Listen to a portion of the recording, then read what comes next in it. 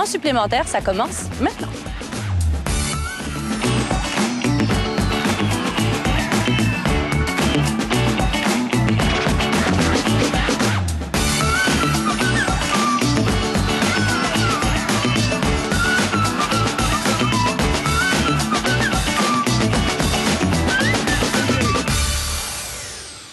Stéphane Archambault, le nouvel animateur de la Fête nationale à Québec. Il ne pouvait pas être avec nous en direct parce qu'il est en ce moment même, comme je vous le disais, sur la scène des Plaines d'Abraham en train de faire les dernières répétitions pour que la fête soit réussie demain. Mais on a réussi à lui parler il y a quelques minutes et vous allez voir, énervé mais excité en même temps.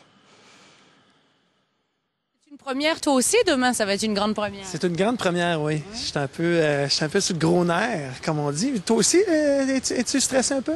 Oui, je suis stressée un peu, mais c'est un bon stress. Bon, on va vivre ça ensemble. Là. Mais alors là, quand tu arrives sur la scène ce matin et que tu vois les plaines, tous les instruments, est-ce que tu réalises? En fait, oui, quand je suis arrivé sur le site, j'ai réalisé que... Parce que bon, on a déjà joué sur les plaines. On a déjà joué sur les plaines avec mes aïeux, dans le cadre d'une fête nationale aussi. Donc, je connais le lieu, mais juste le fait de me dire que je vais animer, donc il y a un moment où je vais être tout nu devant 200 000 personnes. Là, à ce moment-là, ça... c'est stressant, mais en même temps, c'est un bon stress. Hein? C'est comme je te disais tantôt, c'est comme faire du parachute. Là. Il suffit juste de se lancer. Mais tu dois connaître ça avec mes aïeux, l'énergie d'une foule, ça doit être extraordinaire. Oui, disons que le 23, on ne sera pas couché de bonne heure. Ça te lâche pas, je te dirais que tu gardes ce feeling-là pendant à peu près une semaine après. Là. Tu marches comme juste un petit peu au-dessus du sol, puis tu es sur cette énergie-là. Oui, c'est ça. Puis en même temps, quand c'est une grosse foule comme ça, les gens qui ont fait des grosses scènes comme ça le disent, c'est des vagues. Ça arrive par vagues. Parce que tu as l'impression que ça part dans l'arrière, puis ça t'arrive en plein. C'est une grosse dose d'énergie, pour vrai. Tu disais dans une entrevue que ça allait être un buffet chinois ce soir. J'imagine à la sauce québécoise un petit peu, quand même. Absolument. Mais en fait, je disais un buffet chinois parce que c'est un spectacle qui se veut le plus large possible et le plus inclusif possible. Et mon buffet chinois, c'est une façon de dire que tout le monde va pouvoir manger des choses qu'ils aiment. Ils aimeront peut-être pas toutes, mais ils vont pouvoir au moins manger à leur faim. Et puis, c'est ça. C'est un buffet chinois, mais effectivement, on s'est gardé une section poutine, une section tourtière. C'est toujours bon. Ouais.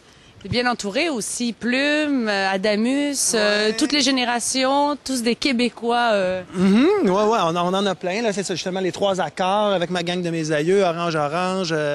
C'est vraiment, on a vraiment, selon moi, là, une belle carte, une belle brochette, un beau buffet. Après la Saint-Jean, qu'est-ce qui se passe pour Stéphane Archambault? Mes aïeux, des vacances, on travaille, on part en tournée? En fait, après ça, c'est une semaine à marcher au-dessus du sol. Oui. À flotter. Après ça, on se pose, puis nous, on continue en studio. Si tout se passe bien, à l'automne, on a un nouvel album. Fait que donc, on continue à créer. Il nous manque encore, mettons, 3-4 chansons à bien terminer, à bien polir. Puis après ça, on rentre en studio.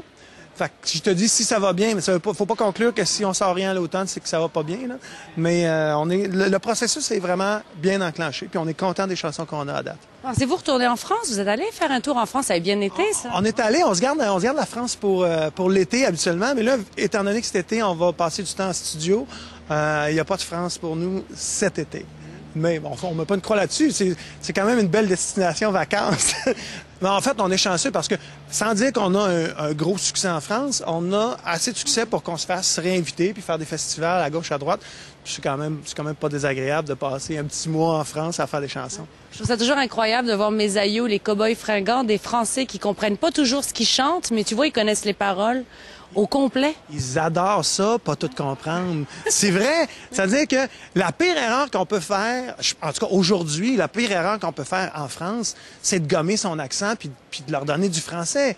Ils en ont plein. Ils en ont plein, exactement. Fait que tu seras pas plus français que le français. Donc, on arrive là, et puis on chante avec notre accent. Et honnêtement, il y a des fois où je m'écoute parler au public, puis je me dis, Colin, je parle plus québécois en France qu'ici. Des fois, là, je leur en mets un peu pour épater la galerie, puis là, leur donner des expressions de « en seulement que... » Tu sais, j'en mets un peu.